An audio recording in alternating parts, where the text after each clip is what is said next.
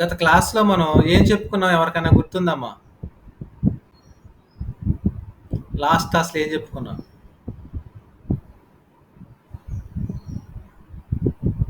జాతీయ ఆదాయానికి సంబంధించి ఏం చెప్పుకున్నాం? హర్షిత, నిన్నటి క్లాస్‌లో ఏం చెప్పుకున్నామమ్మా? వినిపిస్తుందా నా మాట? Is it audible? వినబడుతుంది సార్. ఓకే. ఓకే. నిన్నటి క్లాస్‌లో ఏం చెప్పుకున్నామమ్మా? జయశ్రీ, జాతీయ ఆదాయం భావన చెప్పారు సార్. Very good. కేశవరాజు వచ్చాడా? రామకృష్ణ, సార్ సుబ్రహ్మణ్యం ఏడమ్మా? తెలియదు sir. Yashwant, sir good morning. Sir Durga, నిన్న ఏం చెప్పుకున్నావమ్మా? జాతీయ ఆదాయ భావన సార్. Very good. భావనలో ఏం భావనలు ఏమైనా గుర్తున్నాయా? గుర్తున్నాయి సార్. ఏంటి అది ఒకటి చెప్పమ్మా.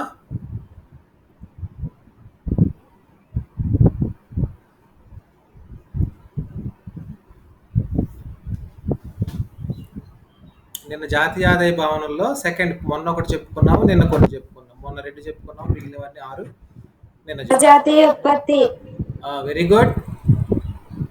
నికర జాతీయ స్థూల ఉత్పత్తి, దేశీయ నికర దేశీయ ఉత్పత్తి, తలసరి ఆదాయం. Very good. తలసరి ఆదాయం అంటే ఏంటో తెలుసా అసలు? తెలుసు సార్.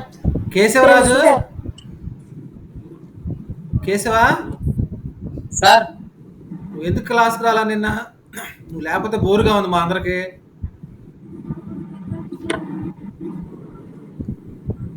ఎక్కడికి వెళ్ళావు? క్లాస్ అటెండ్ కాలేదు నిన్న. పనికి వెళ్ళాను సార్ నిన్న. అవునా, వెరీ గుడ్. నువ్వు పనికి వెళ్ళినా ఎక్కడున్నా ఇయర్ ఫోన్స్ తీసుకెళ్ళు, లెసన్ వినిపిస్తుంది, నేను వినొచ్చు చక్కగా. ట్రై చేస్తున్నాను సార్. అది డేటా ఎక్కువగా ఉండేలాగా, ఛార్జింగ్ ఎక్కువ ఉండేలాగా చూసుకో. Okay sir. Okay, very good. Ramakrishna, తలసరి ఆదాయం అంటే ఏంటి చెప్పమ్మా? ఒక దేశ ప్రజల సగటు ఆదాయం తలసరి ఆదాయం అంటారు సార్. అది ఎలా వస్తుంది, ఎలా లెక్కించాలి? ఒక సంవత్సరంలో వృత్తికి లభించే సగటు ఆదాయాన్ని ఆ దేశ జనాభాతో భాగిస్తే తలసరి ఆదాయం వస్తుంది సార్. Very good. దేశ జనాభా మొత్తం జాతీయ ఆదాయాన్ని తలసరి ఆదాయం ఈక్వల్ టు జాతీయ ఆదాయము డివైడెడ్ బై దేశ జనాభా. అంటే ఒక్కొక్కరికి ఎంత ఆదాయం, మొత్తం ఆదాయాన్ని లెక్కించి ఒక్కొక్కరికి ఎంత ఆదాయం వస్తుంది అనేటువంటిది మనకి తెలుస్తుంది అనమాట. ఓకే, నెక్స్ట్ తలసరి ఆదాయం తర్వాత నెక్స్ట్ కాన్సెప్ట్ ఉత్పత్తి కారకాల ఖరీదు దృష్ట్యా జాతీయ ఆదాయం. ఎవరు చెప్తారు? చరణ్, చరణ్, విజయ్ పండు ఏరమ్మా? చరణ్,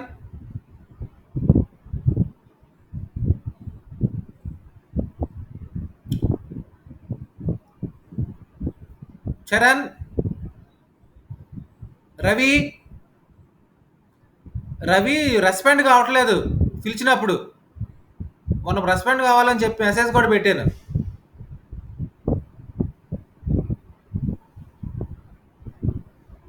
పండు, సార్ ఎక్కడికి వెళ్ళిపోయా? సార్ మొబైల్ రీఛార్జ్ చేసుకున్నా సార్ ఈరోజు. కాదు బాబు, ఇన్ని రోజులు రాలేదు, 2 రోజులు రాలేదు, 2-3 రోజులు వచ్చా నువ్వు. అలా అయితే ఎలాగ? ఇంపార్టెంట్ టాపిక్ అర్థం అయిపోయింది జాతీయ ఆదాయానికి సంబంధించి. తప్పనిసరిగా అటెండ్ కమ్మా నువ్వు ఎక్కడున్నా. Okay sir. ఇయర్ ఫోన్స్ పెట్టుకుని చక్కగా. విజయ్ ఏడి? విజయ్ ఫోన్ చేస్తాను సార్. అదే తొందర జాయిన్ అమ్మా నువ్వు. ఇది పెళ్ళి అన్నాడు నిన్ను అడిగితే. Okay sir. చరణ్ ఏంటి లెఫ్ట్ అయ్యాడు, మళ్ళీ చరణ్ కూడా రమ్మను.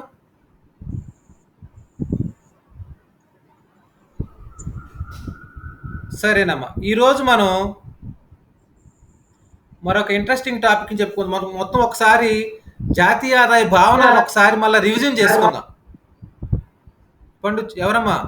సార్ వాయిస్ బ్రేక్ అవుతుందండి. అమ్మా వాయిస్ బ్రేక్ అవుతుంది సార్. వాయిస్ బ్రేక్ అవుతుందా? సార్ బాగా వస్తుంది సార్. ఆ, నీ ఫోన్ కొంచెం అది బ్రేక్ అవుతుందండి. సరేనమ్మా. సార్ మీ వాయిస్ బాగానే వినపడుతుంది సార్. Okay okay okay. జాతీయ ఆదాయానికి సంబంధించిన భావనల్లో మనం జిఎన్పి అంటే ఏంటో తెలుసుకున్నాం. స్థూల జాతీయోత్పత్తి ఫస్ట్ జిఎన్పి అంటే, అవునా? అవును సార్. స్థూల జాతీయోత్పత్తి. రెండోది స్థూల దేశీయోత్పత్తి, గ్రాస్ డొమెస్టిక్ ప్రొడక్ట్ జీడిపి. మూడోది నికర జాతీయోత్పత్తి, net national product, net national product. నాలుగోది నెట్ డొమెస్టిక్ ప్రొడక్ట్ 4. ఐదోది వ్యష్టి ఆదాయం, పర్సనల్ ఇన్కమ్. ఆరోది వ్యయార్హ ఆదాయం. ఏడోది ఉత్పత్తి కారకాల ఖరీదు దృష్ట్యా జాతీయ ఆదాయం. ఎనిమిదోది లాస్ట్ది తలసరి ఆదాయం. ఇవి మనం నేర్చుకున్నటువంటి, ఒకసారి జాతీయ ఆదాయం నేషనల్ జిఎన్పి అంటే తెలుసుకుంటే మిగిలిన భావనలన్నీ మనకి ఈజీగా అర్థమైపోతాయి. జిఎన్పి అంటే ఏం చెప్పుకున్నాం? ఒక దేశంలో ఒక సంవత్సర కాలంలో ఉత్పత్తి అయినటువంటి మొత్తం అంతిమ వస్తు సేవల విలువను స్థూల జాతీయోత్పత్తి అన్నాం. దీనికి ఇతర దేశాల నుంచి వచ్చేటువంటి నికర విదేశీ విలువను కూడా కలపాలి. విదేశాల నుంచి వచ్చేటువంటి ఎగుమతులు దిగుమతుల ద్వారా వచ్చేటువంటి ఆదాయాన్ని, విదేశీ కారకాల నుంచి వచ్చేటువంటి ఆదాయాన్ని ఇంక్లూడ్ చేయాలని చెప్పుకున్నాం కదా. దాన్ని మనం ఎలా చెప్తాము? స్థూల జాతీయోత్పత్తి ఈక్వల్ టు దేశంలో ఉత్పత్తి అయినటువంటి మొత్తం ఉత్పత్తి ప్లస్ ఏం కలపాలి? నికర విదేశీ విలువను. దేశంలో మోయిన మొత్తం ఉత్పత్తి అంటే వినియోగ వస్తువుల ఉత్పత్తి, అలాగే ఉత్పాదకత వస్తువు సి ప్లస్ ఐ పెట్టుబడి వస్తువులు లేక మూలధన వస్తువులు, జి ప్రభుత్వ ఉత్పత్తి సేవలు, C plus I plus G. దానికి ఏం కలపాలి? ప్లస్ ఎక్స్ మైనస్ ఎం అంటే విదేశీ నికర విలువను కలిపితే మనకి జాతీయ ఆదాయం అనేటువంటిది లేదా స్థూల జాతీయోత్పత్తి అనేటువంటిది తెలుస్తుంది. అది జిఎన్పి, స్థూల జాతీయోత్పత్తి. ఓకే, స్థూల జాతీయోత్పత్తిలో నుండి ఈ విదేశీ నికర విలువ తీసేసాం అనుకోండి, X minus M R minus ఉంది కదా పి. అమ్మా చెప్పమ్మా, ఎవరు? వాయిస్ బ్రేక్ అవుతుంది సార్. పావని, వాయిస్ బ్రేక్ అవుతుంది. నీ దగ్గర సిగ్నల్స్ ఉన్నాయమ్మా మొబైల్కి? Okay sir. సిగ్నల్స్ బాగా ఉన్నాయా లేదా చూసుకో. నేను చాలా గట్టిగా చెప్తున్నాను. మిగిలిన వాళ్ళకి వినిపిస్తుందమ్మా? జయశ్రీ వినిపిస్తుందమ్మా? ఈజ్ ఇట్ క్లియర్ గా ఉందా? అమ్మ పావని, కొంచెం సిగ్నల్స్ దగ్గర ఉన్నాయి చూడు, ఎక్కడ ఉన్నాయో చూసుకోమ్మా. రాజు నీకు వినిపిస్తుందా? Okay okay. ఈ ఒక దేశ అంటే జాతీయ ఆదాయం లెక్కించేటప్పుడు మనం ప్రస్తుత ధరలలో లెక్కించినట్లయితే ప్రస్తుత మార్కెట్ ధరలలో జాతీయ ఆదాయం అంటాం. అంటే మొత్తం ఒక్కొక్క వస్తువు మొత్తం ఎన్ని వస్తువులు ఉత్పత్తి అయినాయి, వాటి ధరలు ఎంత, దాన్ని ద్రవ్య విలువలోకి తీసుకురావాలి. ద్రవ్య విలువలోకి తీసుకొచ్చిన తర్వాత దాన్ని మనం మొత్తం కలుపుతాం, వస్తు సేవల మొత్తం విలువను. అప్పుడు మనకి జాతీయ ఆదాయం ఎంత అనేది ఒక సంవత్సర కాలంలో తెలుస్తుంది అన్నమాట. అయితే ఇందులో మనకి ఈ ధరల పెరుగుదల అంతరాన్ని తెలియజేయడానికి కోసం స్థిర ధరలలో జాతీయ ఆదాయాన్ని లెక్కిస్తాం. స్థిర ధరలు అంటే ఒక ఆధార సంవత్సరాన్ని తీసుకుని ఆధార సంవత్సరంలో ధరలు ఎలాగున్నాయి, ప్రస్తుత ధరలు ఎలాగున్నాయి అనేటువంటి దాన్ని కొలుస్తాం అన్నమాట. అప్పుడు మనకి నిలకడ ధరలలో జాతీయ ఆదాయం అంటే జాతీయ ఆదాయం లెక్కించేటప్పుడు ప్రస్తుత మార్కెట్ ధరలలో జాతీయ ఆదాయం ఒకటి, మరొకటి నిలకడ ధరలు లేక స్థిర ధరలలో జాతీయ ఆదాయం ఒకటి అని చెప్తాం. ఓకే, ఇవి స్థూల జాతీయోత్పత్తికి సంబంధించి. స్థూల జాతీయోత్పత్తిని మనం ప్రస్తుత ధరలో లెక్కిస్తే ప్రస్తుత ధరలలో జిఎన్పి అంటాం, జిఎన్పి అట్ మార్కెట్ ప్రైసెస్ అంటాం. అలాగే స్థిర ధరలలో లెక్కిస్తే స్థిర ధరలలో అంటే జిఎన్పి అట్ ఫిక్స్డ్ కాస్ట్ అంటాం, ఎఫ్సి అంటాం. తర్వాత మనకి ఒక దేశ భౌగోళిక సరిహద్దులో ఉత్పత్తి అయినటువంటి మొత్తం వస్తు సేవలన్నిటిని ఒక సంవత్సర కాలంలో ఉత్పత్తి అయిన మొత్తం వస్తు సేవలన్నిటిని మనం కూడితే మనం దాన్ని ఏమన్నామంటే మనం స్థూల దేశీయ ఉత్పత్తి స్థూల దేశీయ ఉత్పత్తి అంటాం. ఈ స్థూల దేశీయ ఉత్పత్తిలో మనకి మనం స్థూల జాతీయ ఉత్పత్తిలో నుంచి మన అది తెలుసుకుంటే ఇది కూడా తెలుసుకోవచ్చు. స్థూల జాతీయ ఉత్పత్తి కనుక మనకు అర్థమైనట్లయితే అందులో నుంచి ఇతర దేశాల నుంచి వచ్చేటువంటి నికర విలువను తీసివేస్తే మనకి జీడిపి అనేటువంటిది వస్తుంది అనమాట. అంటే జీడిపిలో స్థూల దేశీయంగా ఉత్పత్తి అయినటువంటి వస్తు సేవలు మాత్రమే తీసుకుంటాం. ఇతర దేశాల నుంచి వచ్చేదాన్ని మనం పరిగణలోకి తీసుకోవాలన్నమాట. అంటే జిఎన్పిని మనం ప్రస్తుత మార్కెట్ ధరలో కనిపిస్తే జీడిపి కూడా ప్రస్తుత మార్కెట్ ధరలోనే ఉంటుంది. జీడిపి జీడిపి అంటే ఏంటి రవి? జీడిపి రవి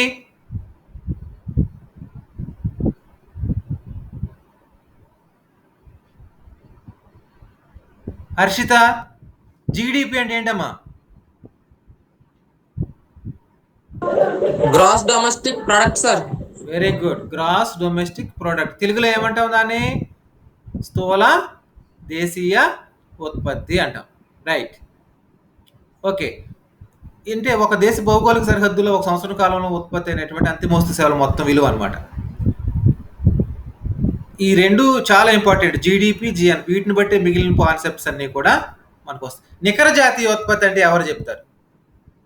నికర జాతీయోత్పత్తి ఎన్ఎన్పి. జయశ్రీ చెప్తుందా నికర జాతీయోత్పత్తి అంటే?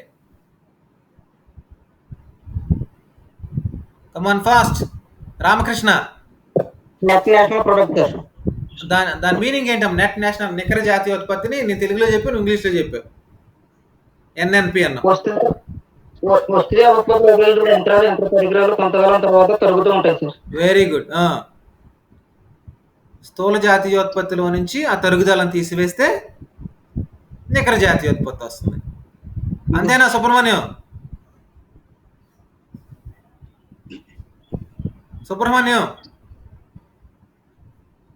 యశ్వంత్ సార్ సార్ అంతేనా? నికర జాతీయోత్పత్తి అంటే కరెక్టే చెప్పాడా రామకృష్ణ?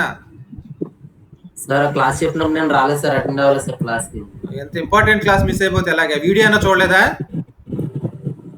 వీడియో పోస్ట్ చేస్తున్నా కదమ్మా, కంపల్సరీగా క్లాస్ అటెండ్ కావాలన్నా.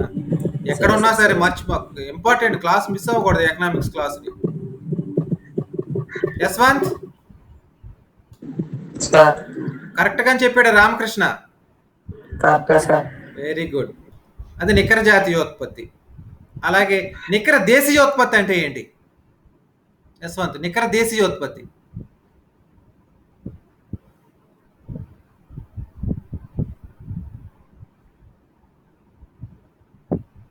నికర దేశీయ ఉత్పత్తి ఎలా వస్తుంది? హర్షిత, నికర దేశీయోత్పత్తి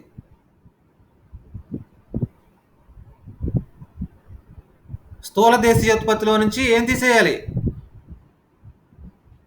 హర్షిత?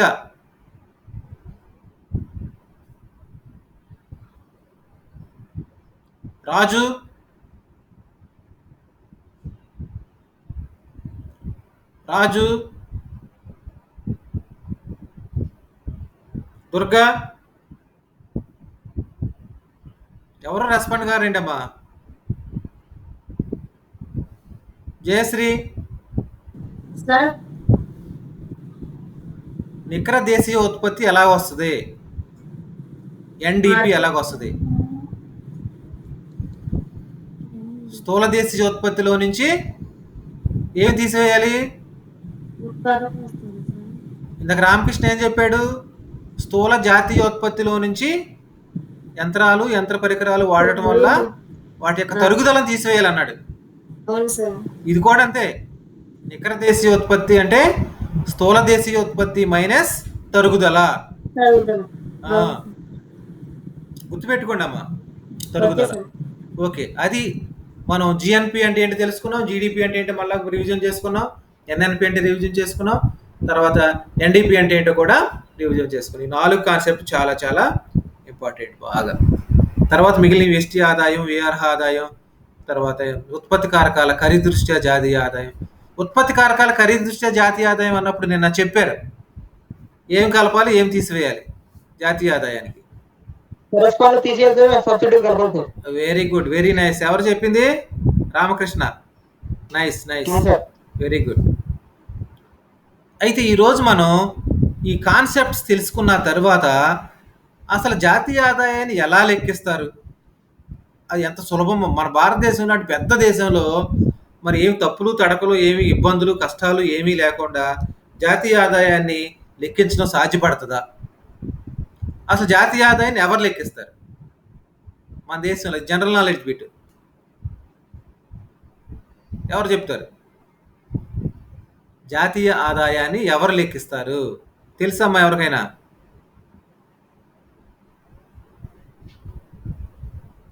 జాతీయ ఆదాయాన్ని లెక్కించేది ఎవరు? మన ఎన్ఎస్సి సార్. మనకి సిఎస్ఓ అని ఉంటుంది, కేశవరాజు, సెంట్రల్ స్టాటిస్టికల్ ఆర్గనైజేషన్ అని ఉంటుంది, కేంద్ర గణాంక సంస్థ, కలకత్తా ప్రధాన కేంద్రంగా ఉంటుంది. అది సిఎస్ఓ అంటాం. అది మన జాతీయ ఆదాయాన్ని లెక్కిస్తుంది. ఎలా లెక్కిస్తుంది? వివిధ రాష్ట్రాల నుంచి ఉన్నటువంటి డేటాను అంతటిని తీసుకుని రాష్ట్రాల జాతీయ ఆదాయాలన్నింటినీ కలిపితే మనకి రాష్ట్రం దేశానికి సంబంధించినటువంటి జాతీయ ఆదాయం అనేటువంటిది వస్తుంది అనమాట. మరి ఇది మనకి లెక్కించేటప్పుడు ఎలాంటి ఇబ్బందులు ఉంటాయి మన దేశంలో, జాతీయ ఆదాయాన్ని ఎలా లెక్కిస్తాము అనేటువంటి దాన్ని మనం ఒకసారి తెలుసుకుందాం.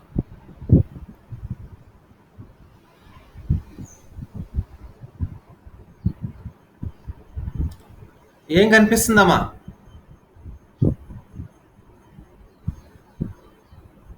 కనిపిస్తుందా ఏమైనా? కనిపిస్తుంది సార్. ఏం కనిపించింది యశ్వంత్?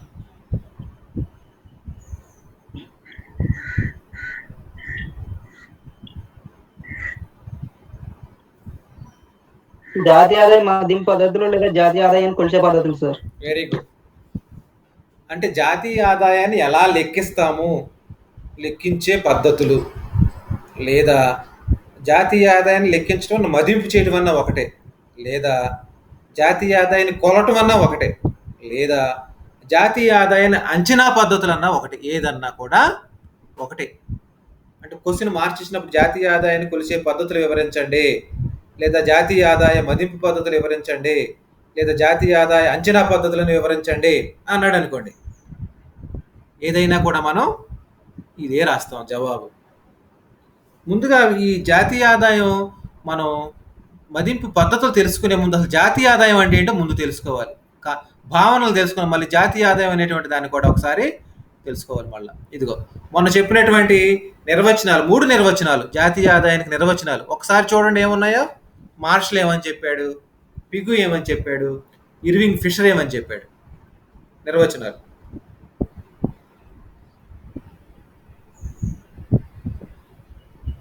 కనిపిస్తుందమ్మా మార్షల్ ఏం చెప్పాడో? హర్షిత,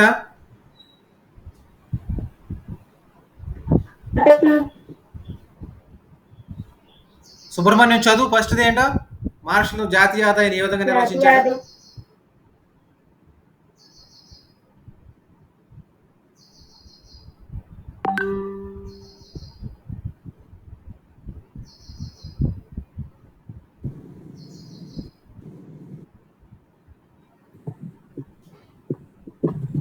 సహజ వనరుల సహాయంతో దేశంలోని శ్రమ మూలధనం ప్రతి సంవత్సరం ఉత్పత్తి చేసే నికర వస్తు సేవల మొత్తంలో జాతీయ ఆదాయం అంటారు. మార్షల్ చెప్పారు. Very good. అంటే ఒక సంవత్సర కాలంలో దేశంలో ఉన్నటువంటి శ్రామికులు మరియు మూలధనం అందరూ కలిసి ఉత్పత్తి చేసే నికర వస్తు సేవలు అన్నాడు. అంటే అంతిమ వస్తు సేవలు అనమాట, నికరంగా పూర్తయినటువంటి వస్తువులు. దాన్ని జాతీయ ఆదాయం అని. దేని ఆధారంతో తయారు చేస్తాం? దేశంలో ఉన్న సహజ వనరుల సహాయంతో. మార్షల్ చెప్పినటువంటిది. పండు రెండో చదువమ్మా. మనం రాని వాళ్ళు మీరు నేర్చుకోవాలి చెప్పినప్పుడు. పండు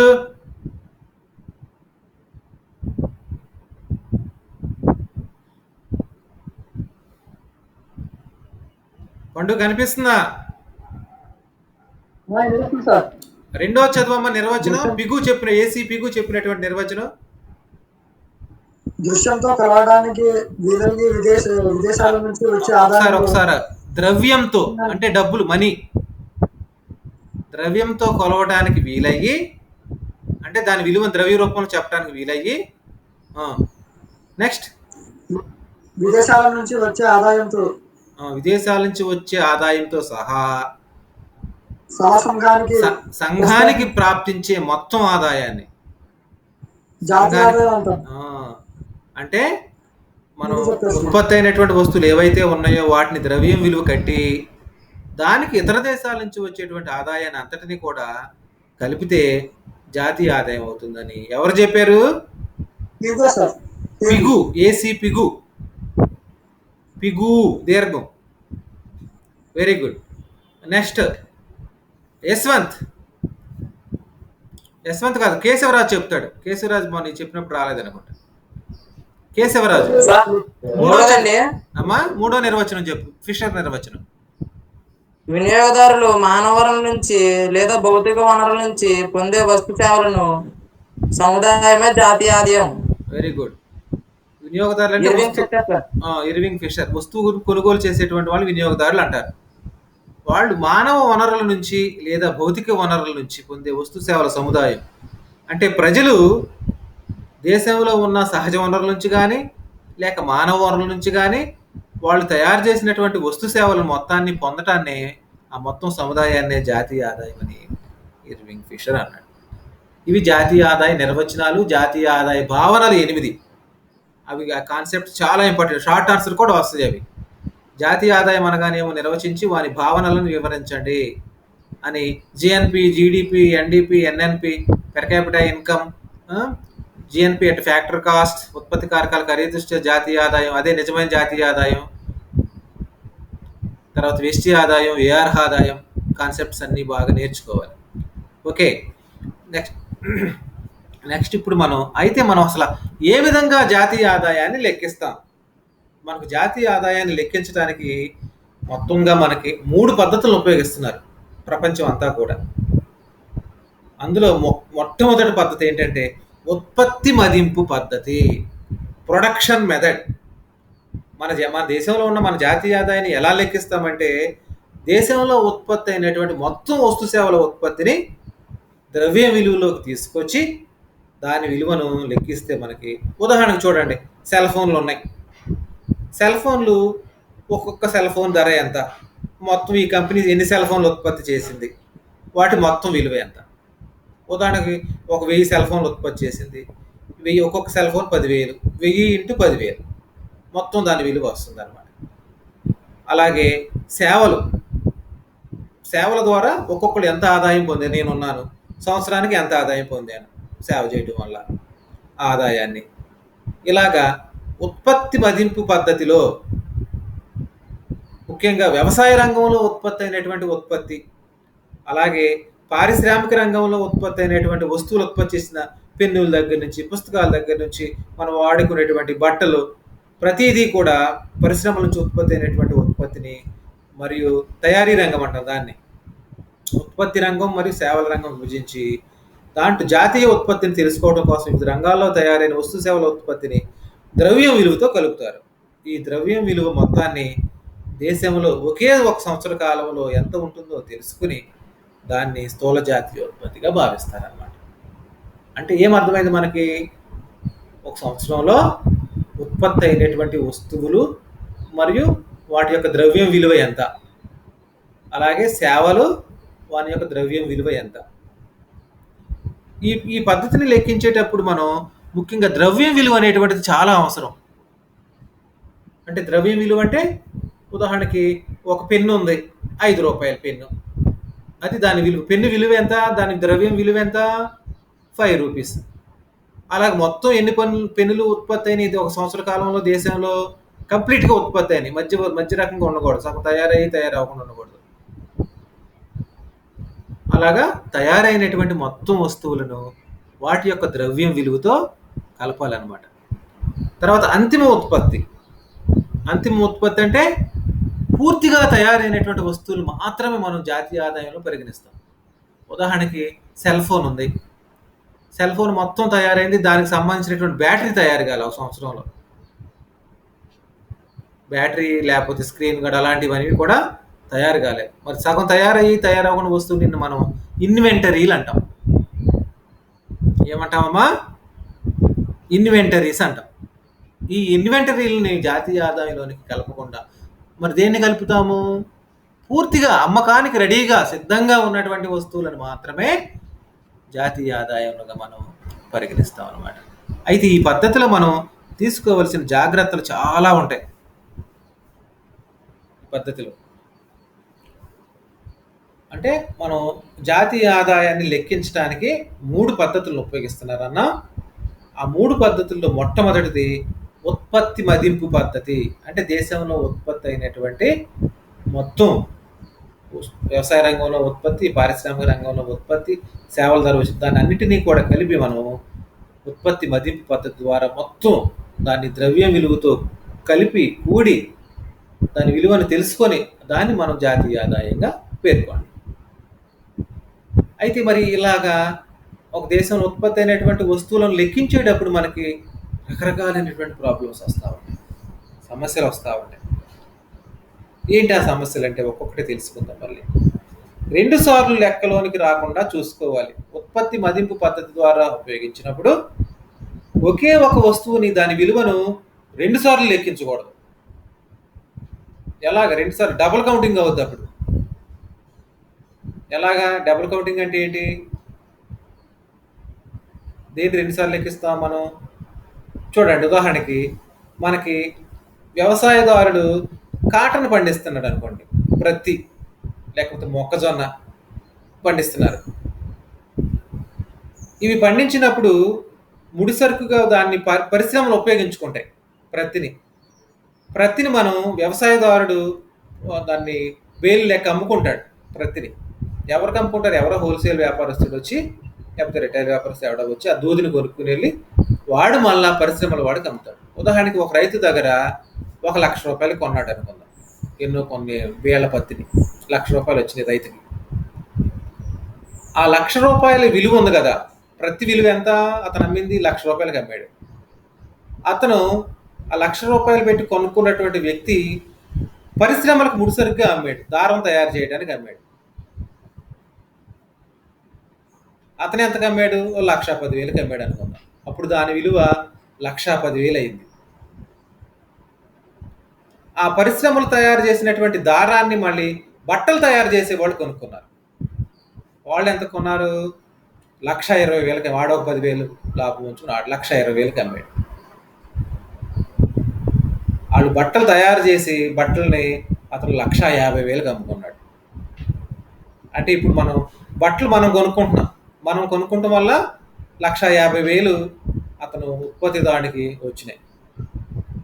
అంటే ఇందులో చూడండి, ప్రాసెస్లో ప్రత్తిని మొట్టమొదటిగా 1,00,000 రూపాయలు, అలాగే 10,000 ఎక్స్ట్రా కలిపి వ్యాపారస్తుడు, మళ్ళా ముడిసరుకుగా ఉపయోగించుకున్న పరిశ్రమలకు మళ్ళీ ఒక 10,000, 1,20,000, ఆఖరిగా అంతిమ వస్తువు తయారు చేసినటువంటి వ్యక్తి పరిశ్రమలు బట్టలు తయారు చేసి రెడీమేడ్ బట్టలు తయారు చేసేసి అమ్మినటువంటి వ్యక్తికి 1,50,000 వచ్చినాయి. ఇప్పుడు మనం జాతీయ ఆదాయాన్ని లెక్కించేటప్పుడు ఉత్పత్తి అయిందని చెప్పుకున్నాం. ఏం ఉత్పత్తి అయినాయి? బట్టలు ఉత్పత్తి అయినాయి. ఎంత విలువైన బట్టలు ఉత్పత్తి అయినాయి? 1,50,000 బట్టలు ఉత్పత్తి అయినాయి అన్నాం. ఇక్కడ 1,50,000 లెక్కిస్తున్నాం. ఈ 1,50,000లోనే ప్రతి ధర ఉంది, దారాల ధర ఉన్నాయి, అన్నీ కలిపేసి ఉన్నాయి. అక్కడ విలువను కలుపుకుంటూ వచ్చాం. దాన్నే మనం వాల్యూ యాడెడ్ అంటాం. అందుగురించి ఈ ఉత్పత్తి మదింపు పద్ధతిని వాల్యూ యాడెడ్ పద్ధతి అని కూడా అంటాం. మరి ఇక్కడ వ్యవసాయ రంగంలో లెక్కించేటప్పుడు నువ్వు ప్రతి ఎంత ఉత్పత్తి చేసావు, నీకు ఎంత విలువ వచ్చిందని అక్కడ లెక్కిస్తాం. అలాగే నువ్వు బట్టలు ఎన్నో ఉత్పత్తి చేసావని పరిశ్రమల దగ్గరికి వచ్చి 1,00,000 రూపాయలు 1,50,000 ఉత్పత్తి చేశాను అంటాడు అతను.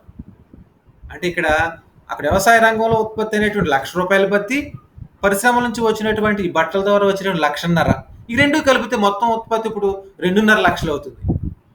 అవుతుందా లేదా? కాబట్టి మనం ఈ లెక్కింపు 2 సార్లు, ఈ లెక్కింపు అనేటువంటిది 2 సార్లు రాకుండా చూసుకోవాలన్నమాట. ఆఖరికి అంతిమంగా తయారైనటువంటి వస్తువులు మాత్రమే తీసుకుంటే మనం దాని విలువ కరెక్ట్గా తెలుస్తుంది అనమాట. అంటే ప్రతిని లెక్కించి బట్టలని లెక్కించి రెండిని లెక్కించామనుకోండి, అప్పుడు మనకి 2.5 లక్షలు అవుతుంది దాని విలువ. అంటే డబుల్ కౌంటింగ్ అవుతుంది ఇక్కడ. కాబట్టి అక్కడ ఒకవేళ బట్టలు లెక్కించినప్పుడు దాని యొక్క ప్రతి విలువను తీసేసేవారు అనుకోండి, అక్కడ ముడిసరుకుగా వాడినటువంటి ₹1,00,000 విలువ తీసివేస్తే అప్పుడు దానికి 1,50,000 బట్టలకి వస్తుంది అనమాట. అలా ప్రతి విలువ తీసేసేస్తే మనకి అతనికి 50,000 వస్తుంది, ₹1,00,000 తీసివేస్తే బట్టలకి. అలాగా జాతీయ ఆదాయాన్ని లెక్కించేటప్పుడు ఒకే వస్తువుని 2 సార్లు కౌంట్ అవ్వకుండా చూసుకోవాలి. ఇది వెరీ వెరీ ఇంపార్టెంట్ ఇది. అలాగే రెండో జాగ్రత్త ఏం తీసుకోవాలి మరి, ఉత్పత్తి మదింపు పద్ధతి ద్వారా మనం జాతీయ ఆదాయాన్ని లెక్కించేటప్పుడు రెండవ ముఖ్యమైనటువంటి అంశం ఏంటంటే వర్తమాన సంవత్సరంలోని ఉత్పత్తి మాత్రమే తీసుకుంటాం. అంటే ఈ సంవత్సరం ప్రస్తుత ఆర్థిక సంవత్సరంలో ఏప్రిల్ 1 నుంచి మార్చి 31 వరకు ఎన్ని వస్తువులు పూర్తిగా తయారైనాయి, ఫినిష్డ్ గుడ్స్ అనమాట, అంతిమ వస్తువులు. మధ్యలో తయారవ్వకుండా ఉన్నటువంటి మధ్య రకం ఉంటాయే, ఇంటర్మీడియట్స్ లేక ఇన్వెంటరీలు అంటాం, వాటిని మనం లెక్కించాం. పూర్తిగా ఏది ఒక సంవత్సరంలోనే పూర్తయినటువంటి వాటి మార్చి వచ్చేసరికి మార్చి 31 నాటి పూర్తి అయిపోవాలి పూర్తిగా వస్తువులు, అవే తీసుకుంటాం.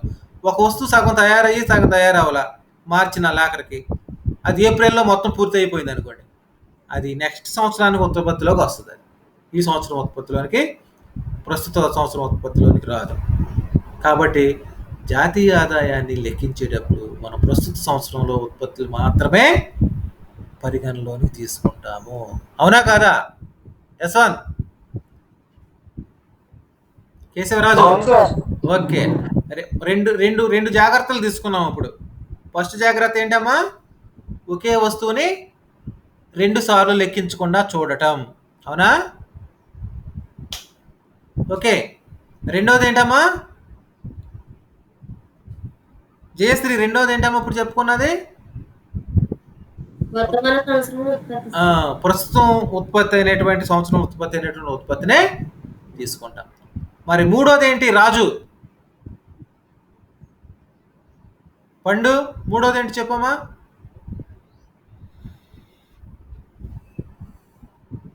పండు?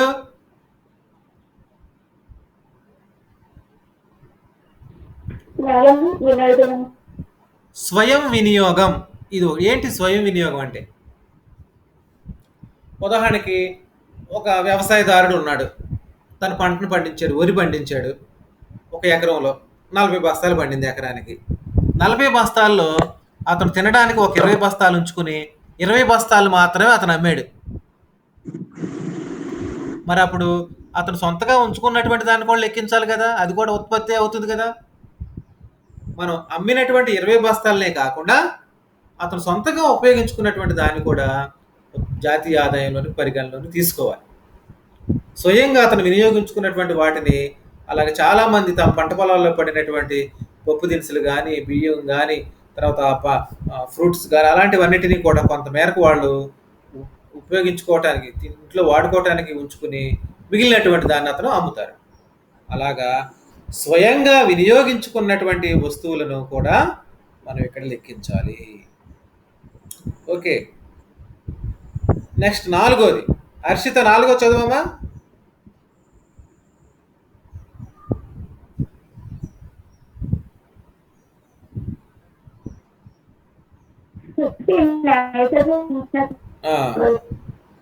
నీకు నీ నెట్వర్క్ కవరేజ్ తక్కువగా ఉందమ్మా, వాయిస్ బ్లర్గా వస్తుంది, సిగ్నల్ సరిగా లేనట్టు ఉన్నాయి.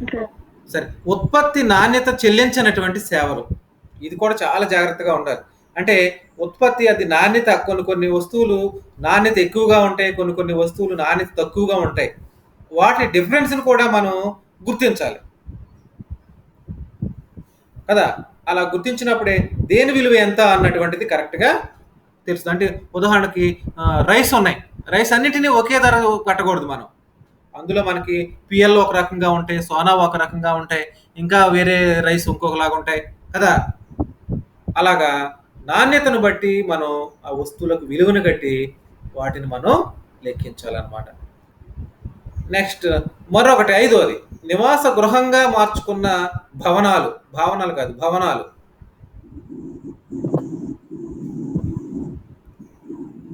ఒక ఇల్లు కట్టాము, ఇంటిలో మనం రెంట్కి ఇచ్చాం ఒక పోర్షను. ఆ రెంట్ ద్వారా వచ్చేటువంటి ఆదాయం ఎంత గృహాన్ని. అలాగే వాళ్ళు పిల్లలు పెరిగి పెద్ద అయిన తర్వాత ఆ రెంట్ ఇవ్వటం మానేసేసారు, మొత్తం వాళ్ళు ఉపయోగించుకుంటున్నారు. అదే ఇంటిని మొత్తం బిల్డింగ్కి అద్దెకిచ్చేసారు అనుకోండి, ఏదో పరిశ్రమకు ఏదైనా వ్యాపారం పెట్టుకోవడం, ఏదో కొట్టుకో, నెలగా 10,000 వస్తున్నాయి అనుకుందాం. ఆ 10,000 అతనికి పోయినట్టే. అప్పుడు మొత్తం ఇంటిని అంతటిని కూడా అతనే ఉపయోగించుకుంటున్నాడు. కాబట్టి నివాస గృహంగా మార్చుకున్నటువంటి భవనాలు వాటి యొక్క విలువలను కూడా మనం లెక్కించాల్సినటువంటి అవసరం ఉంటుంది అనమాట. అలాగే ధరల స్థాయిలో మార్పులు, ఇది చాలా చాలా ఇంపార్టెంట్. ప్రతి సంవత్సరం కూడా ధరలలో మార్పులు వస్తూ ఉంటాయి. వస్తాయా రావా? ఉల్లిపాయల ధర 100 రూపాయలు అయిందా లేదా లాస్ట్ ఇయర్? టమాటా ధరల సీజన్ వస్తే అవి కూడా 60-70 రూపాయలు అవుతున్నాయా లేదా? మామూలు అప్పుడు 10 రూపాయలు అమ్ముతాయి. ధరల స్థాయిలో మార్పులు వస్తున్నాయి కదా, వాటిని మనం పరిగణలోకి తీసుకోవాలి. అంటే మరి ఎప్పుడు సంవత్సరంలో ఒకసారి తక్కువ ధర ఉంటుంది, ఒకసారి ఎక్కువ ధర ఉంటుంది. మరి ఏ ధరను తీసుకోవాలి మనం? అంటే ధరల పెరుగుదలలో ఉన్నటువంటి మార్పుని మనం ఏం చేయాలంటే వాటిని యావరేజ్గా తీసుకురావాలి. సంవత్సరం మొత్తం అంతటి మీద ఎన్ని వస్తువులు ఉత్పత్తి అయినాయి, వాటి మొత్తం ధర ఎంత, తగ్గినప్పుడు ఎంత ఉన్నాయి, పెరిగినప్పుడు ఎంత ఉన్నాయి అటువంటి యావరేజ్గా చూసుకుని ఆ ధరల స్థాయిలో మార్పులను కలపాలన్నమాట. అంటే మనం జాతీయ ఆదాయాన్ని లెక్కించేటప్పుడు వివిధ వస్తువుల ధరలలో మార్పులు ఏ విధంగా వచ్చాయి, ఆ ధరల మార్పు అనేటువంటిది పరిగణలోకి కంపల్సరిగా తీసుకోవాలన్నమాట. ఓకే, నెక్స్ట్ది ఎగుమతుల విలువను కలపాలి, దిగుమతుల విలువను తీసివేయాలి. మన జాతీయ ఆదాయాలు ఇది చాలా ఇంపార్టెంట్. జాతీయ ఆదాయం లెక్కించేటప్పుడు విదేశీ నికర విలువను కలపాలని చెప్పాం. జిఎన్పి లెక్కించినప్పుడు జిఎన్పి ఈక్వల్ టు C+I+G+X-M అన్నాం. అంటే ఎగుమతుల ద్వారా మనకి, అంటే ఎగుమతులు అంటే ఏంటి? ఎక్స్పోర్ట్స్. మన దేశంలో ఉత్పత్తి అయినటువంటి వస్తు సేవలను ఇతర దేశాలకు మనం ఎగుమతి చేసినప్పుడు తద్వారా ఎగుమతి ద్వారా మన దేశానికి వచ్చినటువంటి రాబడిని, ఆదాయాన్ని ఎగుమతుల ద్వారా వచ్చినటువంటి ఆదాయం అంటాం. అలాగే మనం దిగుమతి చేసుకున్న కొన్ని వస్తువులు, మన దేశానికి కొరతగా ఉన్నటువంటి వస్తువులు, ముఖ్యంగా పెట్రోలియం దాని ప్రొడక్ట్స్ని ప్రతిరోజు మనం ఎన్నో ముడి చమురుని చాలా ఎక్కువ మొత్తంలో మనం దిగుమతి చేసుకుంటాం. భారతదేశం పెద్దది కాబట్టి, వాడకం ఎక్కువగా ఉంది కాబట్టి దానికి చాలా అమౌంట్ని మనం చెల్లించాల్సి వస్తుంది ప్రతిరోజు కూడా, విదేశాల నుంచి దిగుమతి చేసుకున్నటువంటి వస్తువులు. ఆ తేడాని మనం, అంటే దిగుమతుల ద్వారా ఆ విలువను తీసివేసి, దిగుమతుల ద్వారా మనకి ఎంత అయితే మనం ఖర్చు పెట్టామో దాన్ని తీసివేసి ఎగుమతుల ద్వారా వచ్చినటువంటి ఆదాయాన్ని కలపాలి. దాన్నే మనం X-M, ఎక్స్ అంటే ఎక్స్పోర్ట్స్, -M అంటే ఇంపోర్ట్స్, X-M అంటాం. ఎగుమతుల దిగుమతుల నికర విలువను మనం కలుపుతాం అన్నమాట. ఇక మరొకటి పరోక్ష పన్నులను తీసివేయాలి మరియు సబ్సిడీలను కలపాలని చెప్పాడు ఇందాక రామకృష్ణ. దేంట్లో చెప్పాడు అది? ఏ కాన్సెప్ట్ చెప్పుకున్నాం అది? జాతీయ ఆదాయ భావనలలో ఏ కాన్సెప్ట్ చెప్పుకున్నాం?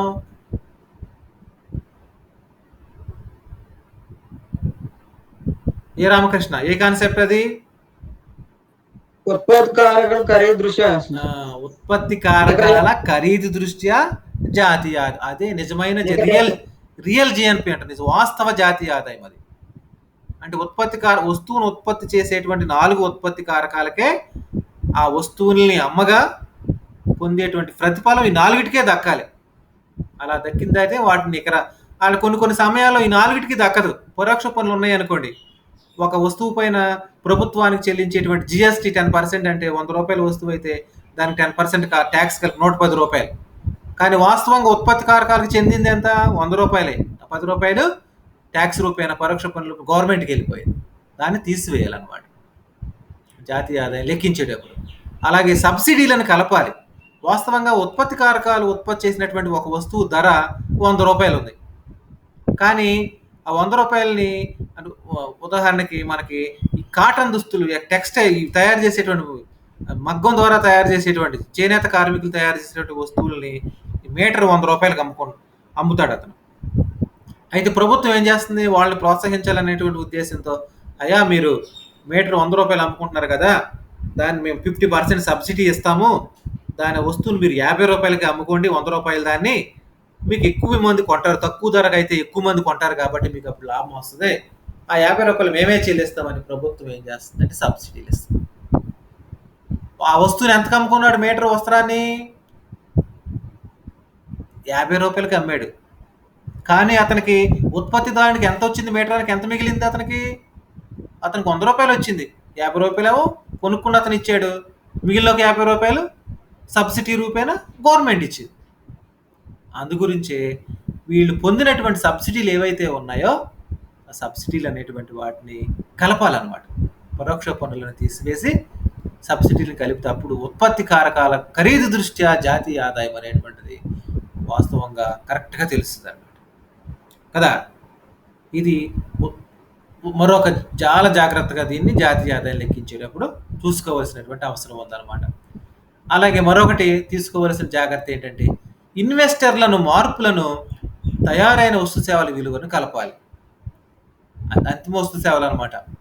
అంటే ఇన్వెంటరీలు ఉంటాయి కదా, ఇన్వెంటరీలు అంటే సగం తయారైనటువంటి వస్తువులు, మార్పులు ఏవైతే ఉన్నాయో అంతిమంగా తయారైనటువంటి వస్తు సేవల విలువనే ఇందులో మనం లెక్కిస్తాం. ఫైనల్ గుడ్ మాత్రమే, అమ్మకానికి సిద్ధంగా ఉన్నటువంటి వస్తు సేవలను మాత్రమే మనం ఫైనల్గా దీంట్లో లెక్కిస్తాం అన్నమాట.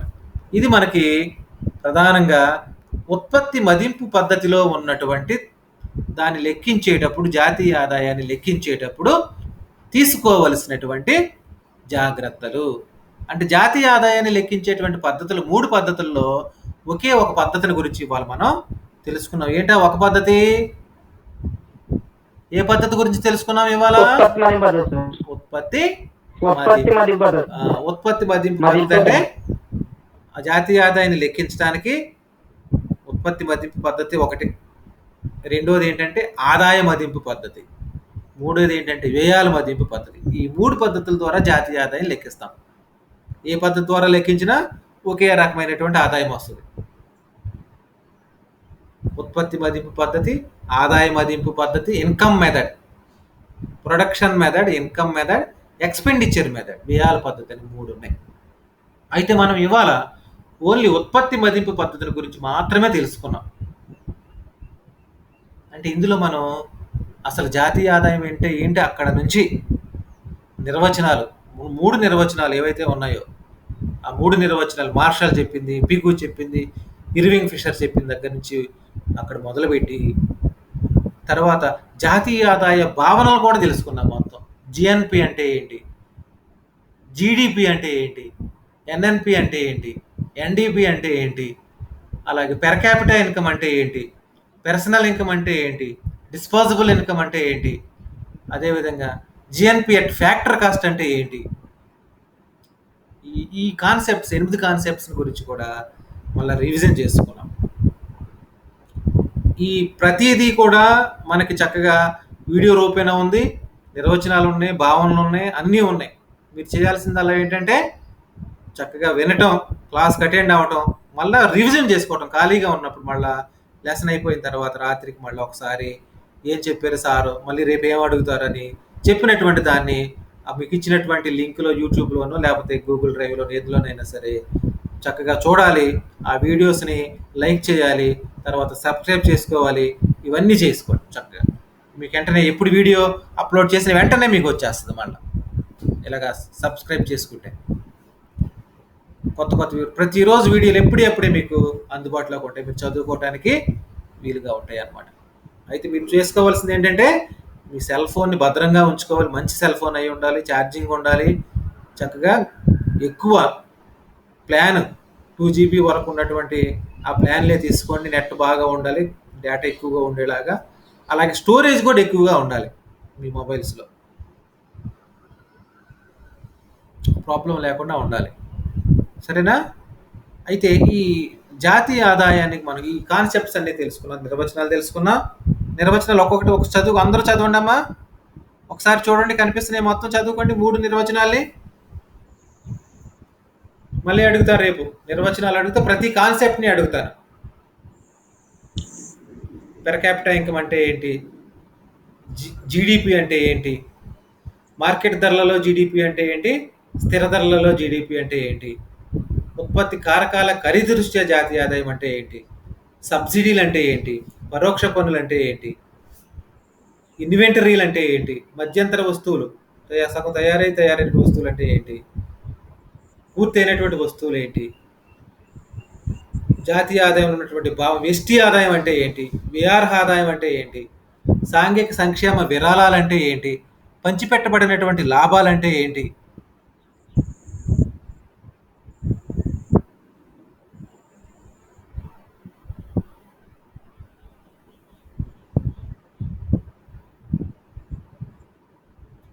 చదివేరమ్మా ఇవన్నీ ఒకసారి. దుర్గా చూసేసావమ్మా?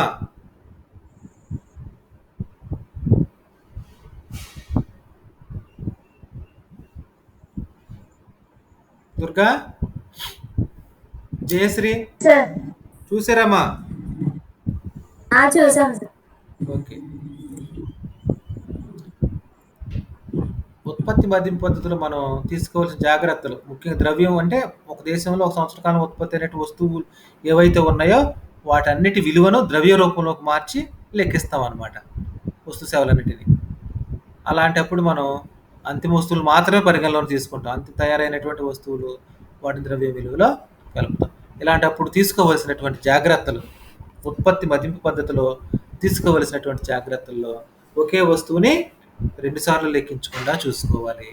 అదేవిధంగా ప్రస్తుత సంవత్సరంలో తయారైనటువంటి వస్తువులు మాత్రమే మనం ఈ సంవత్సరం జాతీయ ఆదాయంగా లెక్కిస్తాము.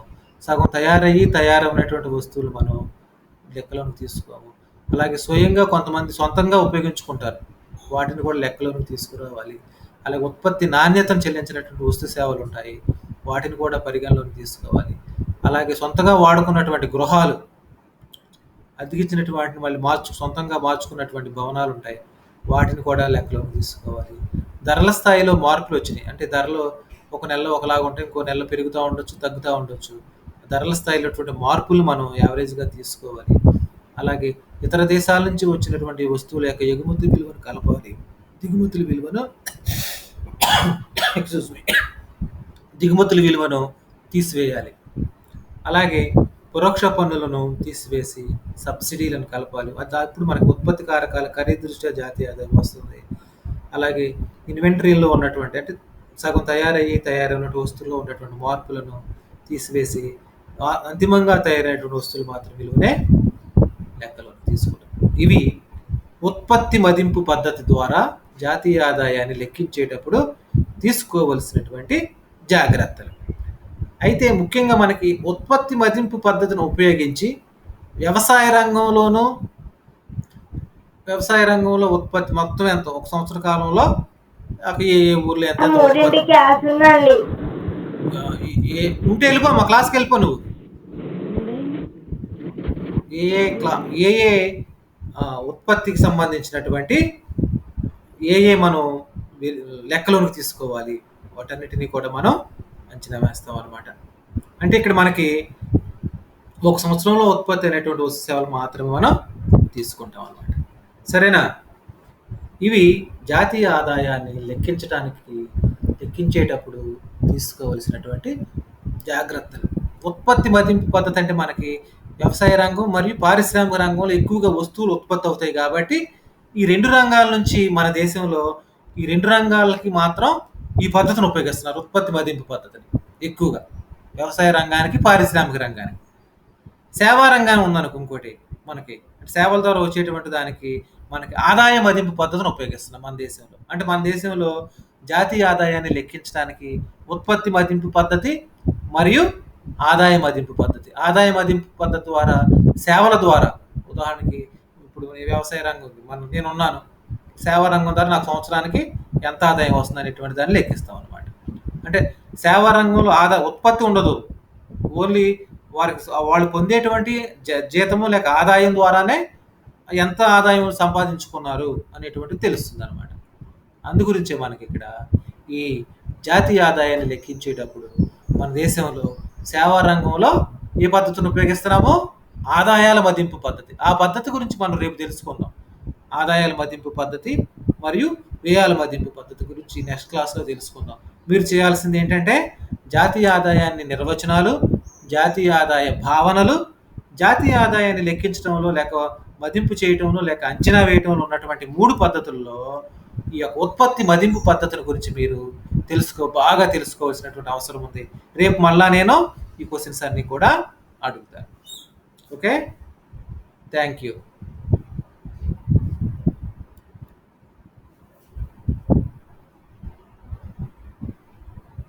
సందేహాలు ఉంటే అడగండి అమ్మా, ఏమైనా డౌట్స్ ఉంటే.